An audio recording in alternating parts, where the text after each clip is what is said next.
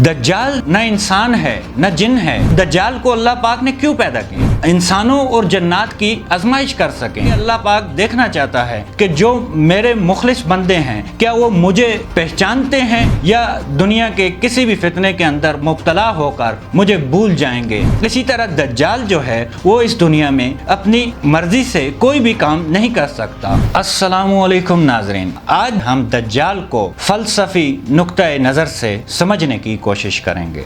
नाज़रीन, दज्जाल जो है वो बुनियादी तौर पर न इंसान है न जिन है, बल्कि वो एक जसद है। जैसे पिछली वीडियो में हमने साइंस के नुक्ते नज़र से दज्जाल के ऊपर बात की, तो आज जो है हम फलसफे के नुक्ते नज़र से दज्जाल पर बहसो मबास करेंगे। नाज़रीन, अगर दज्जाल एक जसद है यानी उसके पास शुहूर ज़ात नहीं है, उसके पास अख्तियारात नहीं है, जिस तरह के इंसान और जन्नात को अल्लाह पाक अख्तियारात दिए कि वो अपनी मर्जी से जिस तरह के काम चाहें कर सकते हैं और इन अमाल के नतीजे का उनको एक दिन सामना करना पड़ेगा। तो इसी अगर नुक्ते नज़र से हम देखें तो दज्जाल के पास शुहूर ज़ात नहीं है, यानी कि उसके ऊपर ये कानून लागू नहीं होता उसको जन्नत या जहन्नम की आजमाइशों से गुजारा जाए, बल्कि वो तो दज्जाल को अल्लाह पाक ने क्यों पैदा किया? ताकि इंसानों और जन्नात की आजमाइश कर सकें। अब जो है दज्जाल जो है दुनिया में आएगा,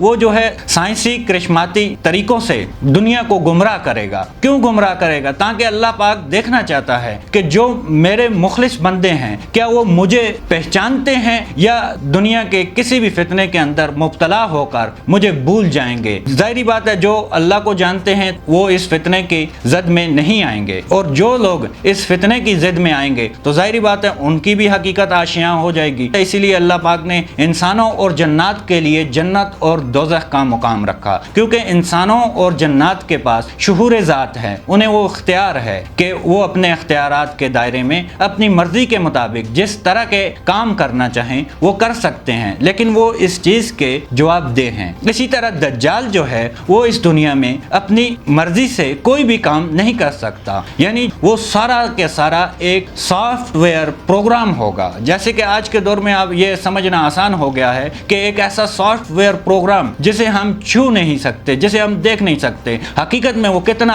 आज की दुनिया में कारआमद है कि उससे किस तरह जो है हम इस्तेफादा हासिल कर सकते हैं। ये जो है एक टेक्नोलॉजिकल सिंगुलैरिटी का रेवोल्यूशन है। जैसे कि आप जानते हैं कि पिछले 500 साल से दुनिया में डिजिटल रेवोल्यूशन के अदवार आते रहे। दज्जाल इस टेक्नोलॉजिकल रेवोल्यूशन की सिंगुलैरिटी पे होगा, यानी कि वो अब जो नैनो पार्टिकल से बना है वो डीएनए के कोडिंग से, इसी तरह किसी भी शख्स के ख्यालात से, यानी अगर दज्जाल को फलसफी नुक्ते नज़र से देखा जाए तो उस पर जो है सज़ा व जज़ा का कानून लागू नहीं होता, बल्कि वो हमारी आजमाइश के लिए पैदा किया गया है ताकि इस चीज़ का फैसला हो जाए कि कौन जन्नती हैं और कौन जहन्नमी हैं, कौन जो है अल्लाह वाले हैं और कौन जो है वो दुनिया वाले हैं। जाहिर बात है अब दोनों का अंजाम अल्लाह ताला ने आखिर में रखा हुआ है। अगर हम इस नुक्ते नज़र को आसानी के साथ समझना चाहें तो दज्जाल भी बेसिकली उसी तरह है जैसे कि कोई बंदर जो है वो अपने मालिक के कहने पर